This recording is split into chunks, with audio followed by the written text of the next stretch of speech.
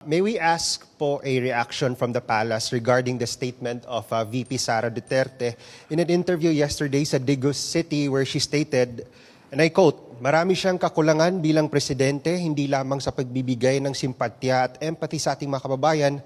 More than that ay yung problema at eskandalo sa paggamit ng pera ng bayan." Salamat po. Okay. Nakakuha po ako ng transcript niyan. At napansin ko po na maaari na ganito ang nagiging sagot ng Vice Presidente dahil nafi-feed siya ng mga maling impormasyon. Okay, may isang reporter, hindi po natin alam kung sino, ang tanong ganito, and I quote, "Ma'am, ang mga OFW, masamang-masama ang loob kay PBBM lalo't hindi niya sinalubong sa airport yung mga na-repatriate nating mga kababayan. Ano take nyo?" Unang-una, dapat ang reporter, alam kong hindi kayo parte doon, dapat pag nagtanong sa kanilang ini-interview, ay mayroong facts, mayroong resibo. Katulad ng sinabing masamang-masama ang loob kay PBBM dahil hindi sinalubong sa airport, saan nanggaling ang kwento na yon? So, ngayon, dahil mali na yung premise, sumagot ang Vice Presidente.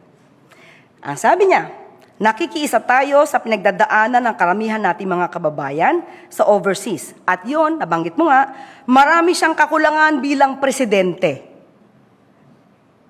Kaya tuloy nasasabi nating nagiging source of fake news ang Vice Presidente dahil pinagmumulan din ng fake news yung tanong ng ibang reporter. So sana maiwasan ng ibang mga reporter, I'm not pertaining to all of you because I know you're all professional here. Iwasan yung ganon, especially kung ang reporter nito ay kaalyado niya or hindi. Mas maganda na maging neutral sa pagtatanong para makapagbigay naman ng matalinong sagot ang ating Vice Presidente. Now, patungkol sa maraming kakulangan ng Pangulo. Unang-una, mas maganda po sana na gamitin muna ang mata at tenga bago ang bibig. Dahil pag inuna natin ang bibig at hindi ginagamit ang mata, tenga at utak, magkakamali kayo ng sagot.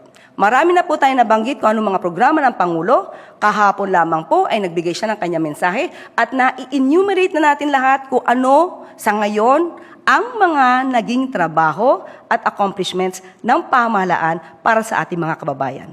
Especially patungkol dito sa nangyayari sa Middle East.